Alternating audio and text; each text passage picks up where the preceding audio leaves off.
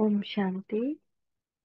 सभी आत्माओं की जन्म पत्री जानने वाले ज्ञान सागर त्रिकालदर्शी परमात्मा शिव ने बताया, आज अमृत वेले सर्व सेवा स्थानों पर सैर किया। वह सैर का समाचार सुनाते क्या देखा। हर एक रूहानी बच्चे रूह को राहत देने के लिए, मिलन मनाने के लिए, रूह रिहान करने के लिए वह अपने दिल की बातें दिलाराम बाप के आगे रखते हुए अपनी को डबल लाइट का वरदान दे भी रहे थे और ले भी रहे थे। कोई कोई बच्चे विश्व कल्याणी स्वरूप में स्थित हो बाप द्वारा मिले हुए सर्व शक्तियों का वरदान व महादान अनेक आत्माओं के प्रति दे रहे थे। 3 प्रकार के रिजल्ट देखिए। एक थे लेने वाले, दूसरे थे मिलन वाले, तीसरे लेकर देने वाले अर्थात कमाई करने वाले। ऐसे 3 प्रकार के बच्चों को चारों ओर देखा। ये सब देखते हुए इसके बाद गॉडली स्टूडेंट के रूप में देखा।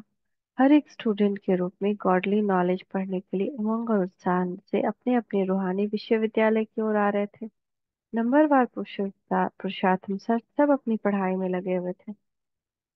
हर एक सेवा केंद्र की रूहानी रौनक अपनी अपनी थी। उसमें भी 3 प्रकार के देखे।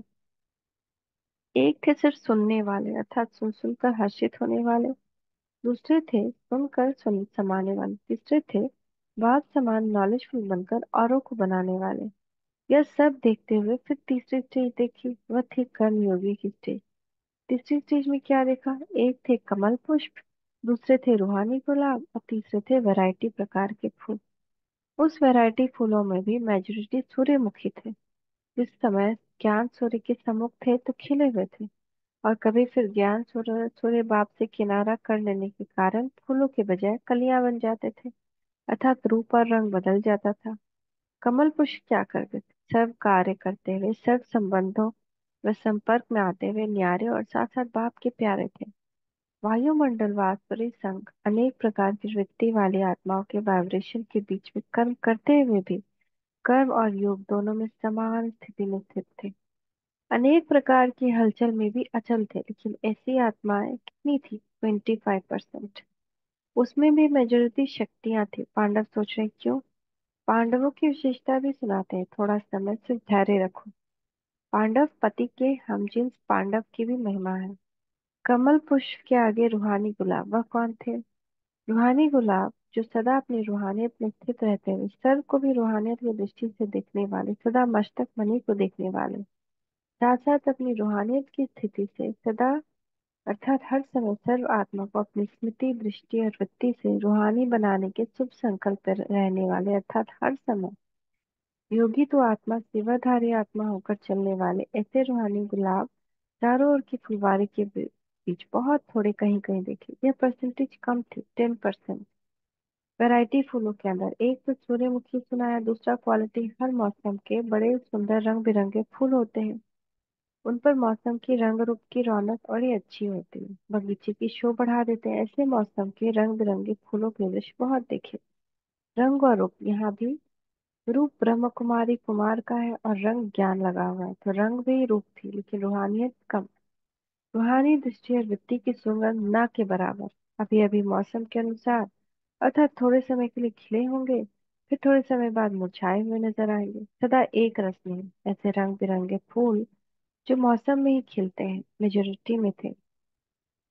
वर्तमान समय रूहानी दृष्टि और वृत्ति के अभ्यास की बहुत आवश्यकता है। 75% इस रूहानियत के अभ्यास में कमजोर है। मेजोरिटी किसी न किसी प्रकार के प्रकृति के आकर्षण के वशीभूत हो ही जाते हैं। व्यक्ति व वैभव कभी न कभी अपने वश कर लेता है। उनमें भी मनसा संकल्प के चक्कर में खूब परेशान होने वाले, इस परेशानी के कारण स्वयं से दिल शिकस्त भी हो जाते हैं।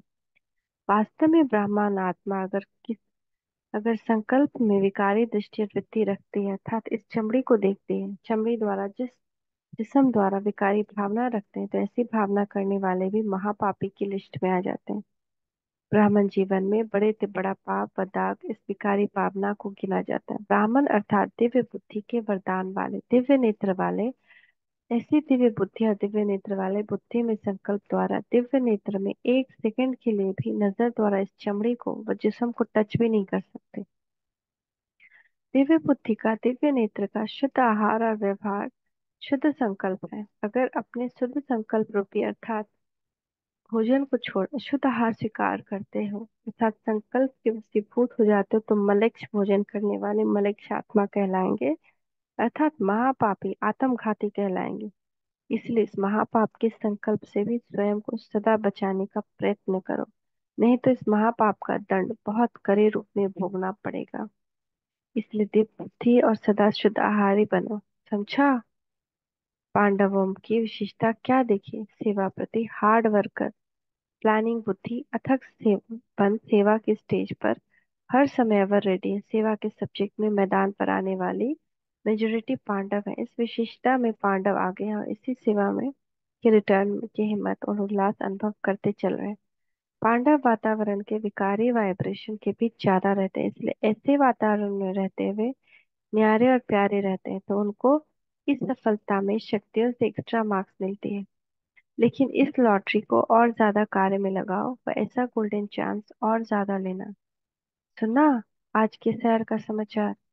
अच्छा, ऐसे इशारे से समझाने वाले समझदार सूक्ष्म शुद्ध आहारी सदा श्रेष्ठ व्यवहारी हर संकल्प में विश्व कल्याण की भावना रखने वाले विश्व कल्याणी आत्माओं के प्रति बाप दादा का याद प्यार और नमस्ते। हम बच्चों का भी मीठे मीठे बाबा का याद प्यार और नमस्ते। शुक्रिया बाबा, शुक्रिया।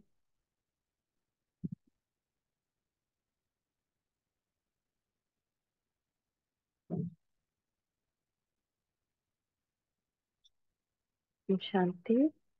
ओम शांति। ओम शांति। ओम शांति।